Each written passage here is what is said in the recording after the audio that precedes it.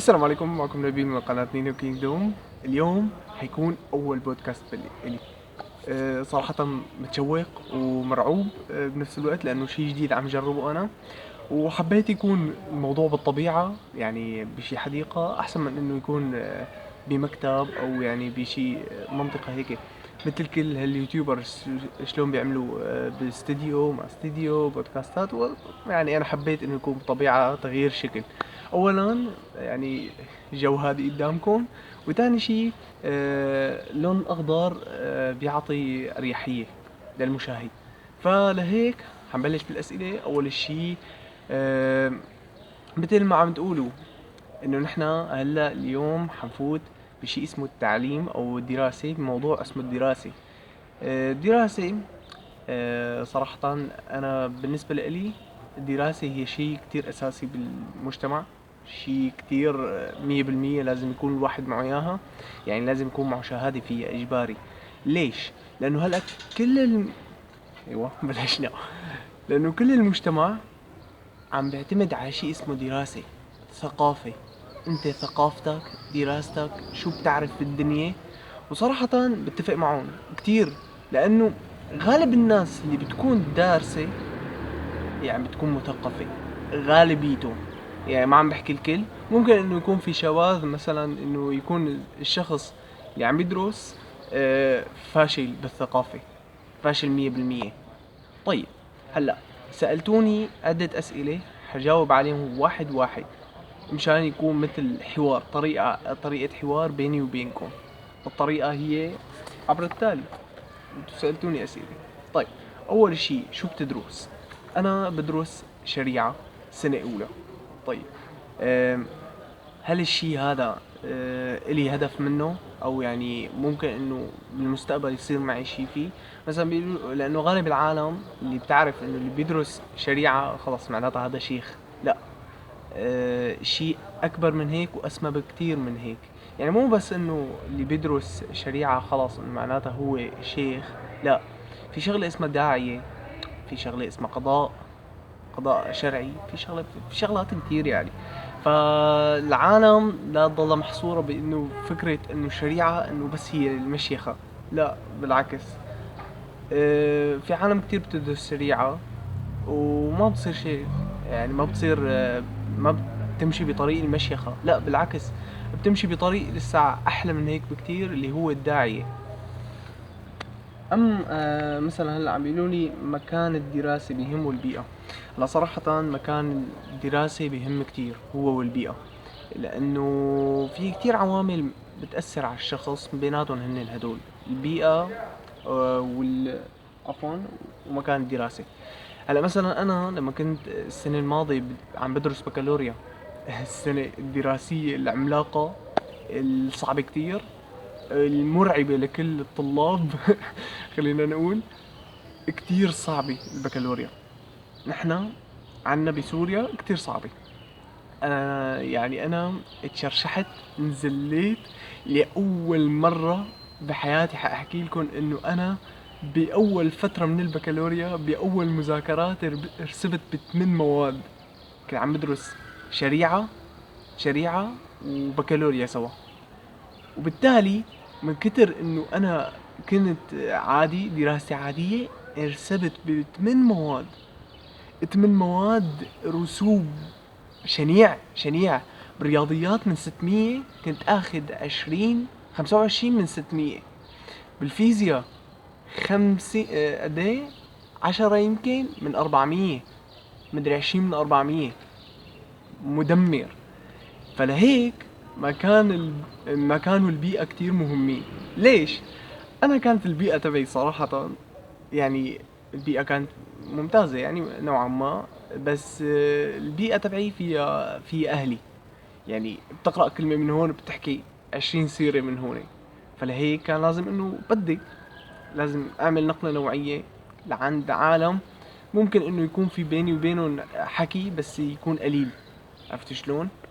يعني تروح على منطقة مالك مو كتير مرتاح فيها. عرفت شلون؟ يعني لعند عالم بيقربوك، تروح لعند عالم بيقربوك، مثلا عالم ما بتعرفون، تدرس مع رفيقك. اذا كان رفيقك مالك اخذ كتير عليه وش، اما اذا كنت اخذ عليه وش فحترسب انت وياه، صدقني. اذا بتروحوا بتدرسوا انتوا الاثنين سوا فحترسبوا. بشكل مختصر، البيئة والمكان كتير بهموه. فلهيك بنصح كل مين هلا عنده مثلا شهادة تاسع عم يشوفني او شهادة بكالوريا انه يروح لعند بيت جده او بيت جده الثاني، اذا ما له موجودين بيت عمه، بيت خاله، بيت خالته، بيت عمته. يعني المهم انه تروحوا لبرات البيت تبعكم. ليش؟ البيت تبعنا مثلا بيكون مريح. انت كل شيء قدامك. والدتك كل شوي تسلخك كاسة ليموناضة، كاسة شاي، صحن الفواكه، كذا مدلل مرفه. لا، مو هيك ابدا، مو هيك ابدا. لانه هيك انت حتقول ايه يلا وهلا وبعد شوي والله هذا التخت عم يناديني، تسلخ نومي. لا.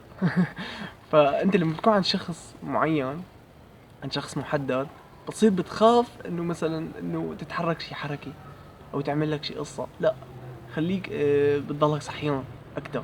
يعني مثلا انا رحت درست عند ستي، الله يخلي لي اياها. لما درست عند ستي كنت في معها عن ندها، درست برمضان. فلما بتفيقني على سحور كنت في من تقلي نبيل كون بيوم قايم لعندها. ليش؟ لانه ستي، عرفت شلون؟ لازم اكون معها انا دائما، فلازم اكون مصحصح. ليش كمان؟ لانه هي كانت خايفه علي بالدراسه. يا زلمه حاجه هذا يرن، عم ضربه برجلي مشان. ف فلما كنت فورا في معه. ليش؟ لانه خلص عقلي معه، عرفت شلون؟ وعقلي بالدراسه انه بدي اقوم ادرس، عرفت شلون؟ وبالتالي انه قدام انه كل العالم امنه فيني انه انت مع ستك مشان شو؟ مشان تدرس. ساعات بدي اطلع بخزوه كبير كتير. وهي انا من عندي كان قرار من عندي انه انا بدي اروح عند ستي وجدي مشان ادرس عنده. فلما رحت لهنيك درست، وكتير كان الموضوع منيح. على عكس لما كنت ببيتي كل شوي امي تفيقني وانا إيه نايم. يلا هلا بقوم بدروس، هلا بعمل كذا، اخر شي ما درست ولا كلمة بالبيت. فلو ما عملت هالحركة انا كنت رسبت 100%. نعم، كنت رسبت بالبكالوريا. بس الحمد لله نجحت هلا بالبكالوريا انا بالشريعة وبالعلمي. المهم هلا السؤال الثاني. فلهيك قبل ما ننتقل لسؤال ثاني، اهتم بالبيئة تبعك وبالمكان اللي عم تدرس فيه. عمل هدول الخطوتين ان شاء الله 100% حتنجح. اما هلا عنا السؤال الثالث، عم يقول لك تأثير البيئة الاجتماعية. هلا حكينا عليها على الشخص اللي بيدرس، نفس الشيء. ايه صحيح، بدي احكي بنقطة مهمة بعد ما يمرق هلا. يلا خلاص انسى. نقطة مهمة كتير، اللي بده يدرس لا يتابع انستغرام. يلا مرة من وراي. شفتوا احلاها الطبيعة مع البودكاست؟ صراحة انا مو مشكلة حلوة، لا بالعكس احلى. المهم بدي انصح نصيحة لكل حدا اللي عم بيدرس. اوعى لما تدرس تتابع انستغرام، تويتر، أه فيسبوك، يوتيوب، اي شيء. عزل حالك عن التواصل الاجتماعي. ليش؟ لانه منتشر هلا كتير بالانستغرام شغلات الاكتئاب. ما اكتئاب يعني اللي بيتابعني على ستوريات عم شوف فيديو ما له اي علاقه بالاكتئاب، بس مساوينه وحاطينه نغمه حزينه مع شويه كلمات هيك على اساس انهم هن عميقين كتير، بس هن ابعد شيء عن العمق. هن كتير سطحيين الكلمات وكتير سخيفين و... وجايب لايكات كتير، والعالم كلها مكتئبه بالتعليقات. كل العالم مكتئبه، لك حتى انت للوهله الاولى بتكتئب انه شوفي ليش هيك. بس مشان ما يصير معك شيء وتقعد انه تكتئب انت وعم تدرس، لانه اذا اكتئبت انت وعم تدرس ما حتعرف تدرس ولا كلمه. فلا تبع اي موقع بالتواصل الاجتماعي ابدا ابدا. حاس حالي يا زلمه والله ما بعرف شنو، اول مره هيك بصور بدون كات، بدون اي قطع. المهم عم لك ممكن السؤال اللي بعده، ممكن تكون الماديات وادوات الدراسه المتنوعه حافز؟ صراحه لا. اللي بده يدرس بيدرس، واللي يعني بدون تحفيز بيدرس، واللي ما بده يدرس لو بتجيب له 200 حافز ما حيدرس. يعني انا قدامي هي العصاية مثلا، هي عصاية ملونة، نعتبره قلم، يلا نعتبره هذا قلم، تمام. قدامي قلم رصاص، تمام، بقدر اتمرن فيه. وقدامي قلم تاني، اعتبروه قلم تاني، مزركش وملون ومحطوط عليه لولوكاتي من فوق ومدري شو وقصص وحكاية وستيكي نوت وما ستيكي نوت هدول تبعات العبارة، تمام، و100 قصة وقصة ودبابيس وملاحظات وكذا وكذا وكذا، واخر شي ما حيدروس. مين اللي حيدروس مثلا؟ اللي عطيته هي او هي بيدروس، اللي بده يدروس بياخد القلم الرصاص العادي ممكن يدرس فيه، او بياخد هداك بيدرس. فصراحة الوسائل ما لها حافز ابدا. اللي بيدرس، اللي بده يدرس عفوا، بيدرس بشكل طبيعي. شو ما قدمت له، شو ما عطيته حوافز ولا بدون حوافز حيدرس. ممكن انه شيء اللي يحفز منطقيا، انه مثلا تقول له انه اذا بتعمل كذا لك جائزة كذا، ممكن يكون هذا انه يعني زي ما كانوا يخلصوا اللي دورة، ممكن انه يكون هذا حافز له. بس غير هيك مثلا ادوات دراسة وهدول القصص لا، كلهم اللي بده يدرس حيدرس، اللي ما بده يدرس ما حيدرس.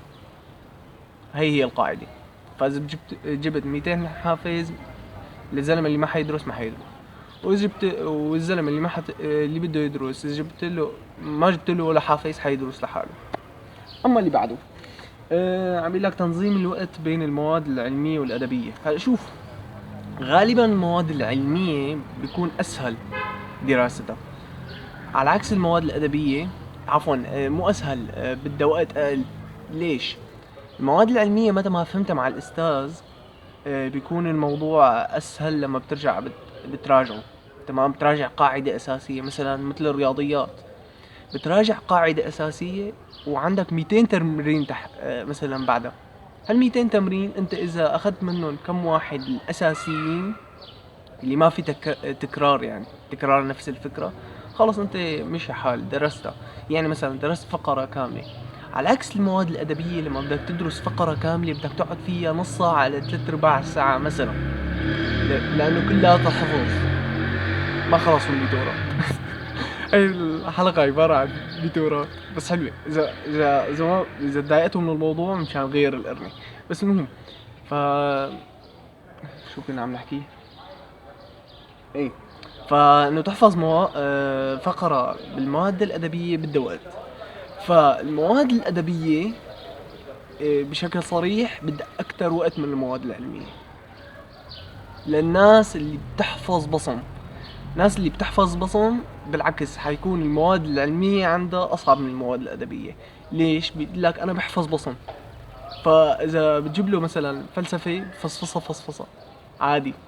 أما تجيب له مثلا رياضيات بيقول لك أوف شو هذا يا زلمة ما حأعرف أحفظ فيه، لأنه هو ما بيعتمد على الفهم تبعه، بيعتمد على الحفظ تبعه.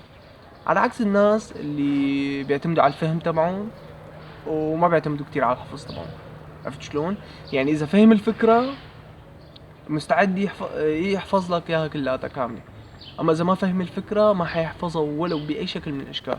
على عكس البصيم اللي بيحفظ بصم، اذا حفظ بصم، اذا فهم الفكرة ولا ما فهم الفكرة، بقول لك بحط لك هالتمرين بحفظه بصم مثل ما هو، اجا بالامتحان بطجه مثل ما هو، ما له عارفان شو كاتب. اشارة الناقص ما بيعرف ليش انحطت هون، اشارة الزائد ليش ما انحطت هون، ما حدا بيعرف ليش. بس المهم انه بيكتبها وبياخد علامتها. ف المواد الأدبية بدها وقت، بس على حسب الشخص. الحكي اللي كلياته حكيته هذا على حسب الشخص، إذا كان إنه بيحفظ حفظ فهمي أو حفظ بصمي. فإذا حفظ بصمي أنت من النوع اللي بتحفظ بصم، فبتخلص المواد العلمية أول شي، الوقت اللي بده وقت أكتر، تمام. اما اذا كنت انت بتحفظ بشكل فهمي فبتخلص المواد الادبية اول اشي، لانه بتاخد وقت اكتر بكتير من المواد الفهمية عندك. العلمية الفهمية مثل الرياضيات. ف بدك تفرق بين، انت بدك تشوف انت اي شخص، بدك تفوت تشوف انت اي شخص. هل انت شخص بتحفظ فهمي او بتحفظ بصمي. بعدها بتقدر تحدد انه الوقت اللي لازم اعطيه اكتر، انه مواد لازم نعطيهم وقت اكبر مشان نحفظهم. هلا السؤال اللي بعده هاي لك تنظيم الوقت والتوفيق بين الدراسة والشغل. هلا اذا انت بتشتغل وبتدرس فصراحة الله يعينك، لانه اغلبية الطلاب الجامعة، لا وبعتقد انا هذا الشخص جامعة، لانه اغلبية اللي بيدرسوا بيشتغلوا جامعة بيكونوا مثلي، يعني انا بدرس وبشتغل.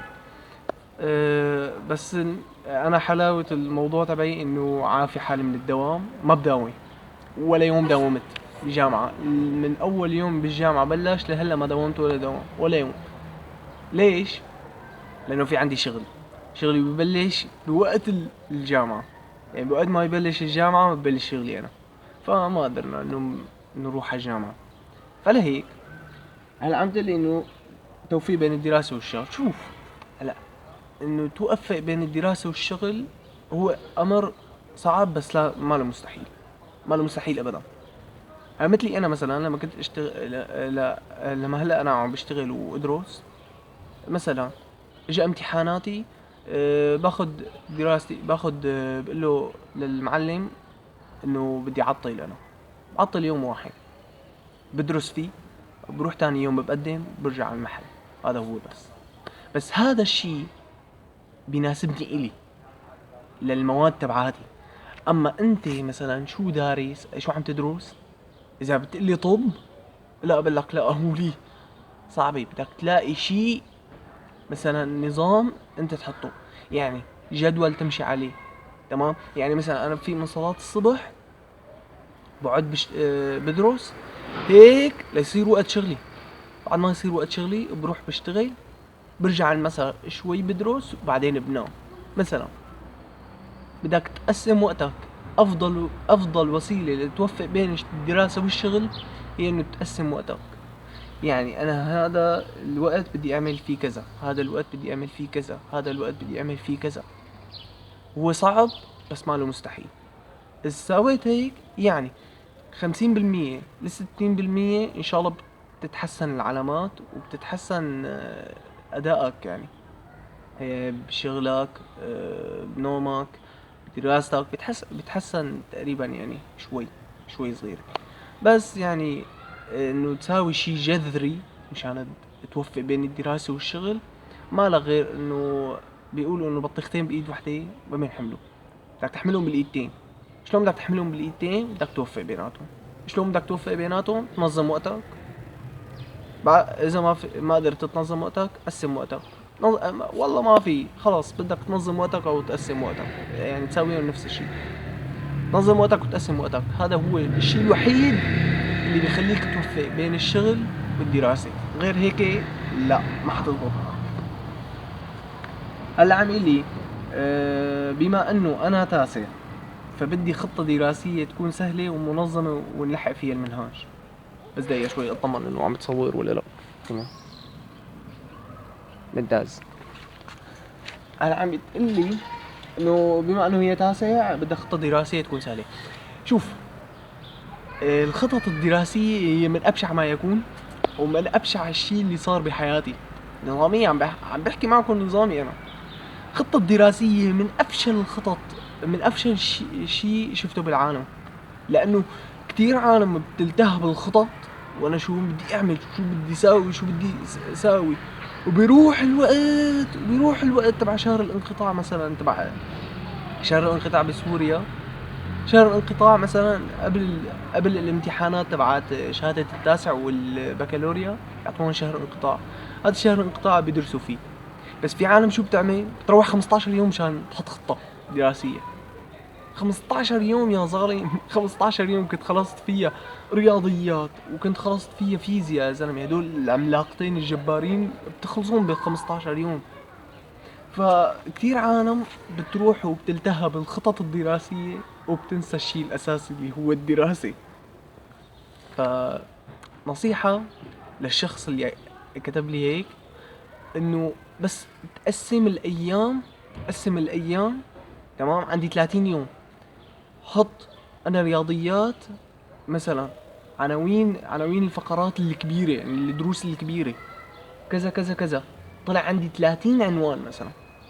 حط كل يوم عندك 30 يوم. مثلا انا بدي رياضيات اعطيها 7 ايام، بهالسبعة ايام بتحط ال 30 عنوان اللي قسمتهم انت. قسمنا رياضيات 30 عنوان، بنحطها بهالسبعة ايام، بنقسمها على 7 ايام بندرس. هيك هو، بس هذا هو الخطط الدراسية. غير هيك ما في ابدا شيء اسمه خطط دراسية. والله تروح تشرب لي كاسة عصير، كاسة حليب، تفوت تتحمم، تصحصح ومدري شو وكذا وقصص وسيئة، هي ما لها حلول جذرية. ممكن تفيد شوي، بس ما لها حلول جذرية ابدا. والله خطة دراسية انا لازم اليوم اخلص مادتين. اوف، مش هو الخطة الدراسية الآتورية. خطط دراسية صراحة من أفشل الشيء. أنا كان عندي أستاذ تقريبا يروح لنا حصة كاملة مشان يعطينا خطة دراسية، ولا 1% اشتغل فيها من الشارع عنا، ما حدا اشتغل فيها. ليش؟ لأنه كتير بدها جهد، بدها جهد وبدها تعب، واللي حيشتغل فيها ما عاد يعرف يدرس، ما عاد يعرف يدرس. الخطة الدراسية الأساسية اللي أنت بدك تحطها مشان أنت تنجح بحياتك أو تنجح بالدراسة تبعك، حط الخطة الدراسية اللي بتناسبك إلك. مثلا أنا بتكفيني 4 ساعات نوم، مثلا غير ما بكفي 8 ساعات نوم، ما بكفي. في عالم 10 ساعات نوم هيك بكفيها، هيك جسمه بيطلبها، بيطلب منا 10 ساعات نوم. فالخطط الدراسية بدنا نبعد عنها أقصى ما يكون، أقصى ما يكون. تمام.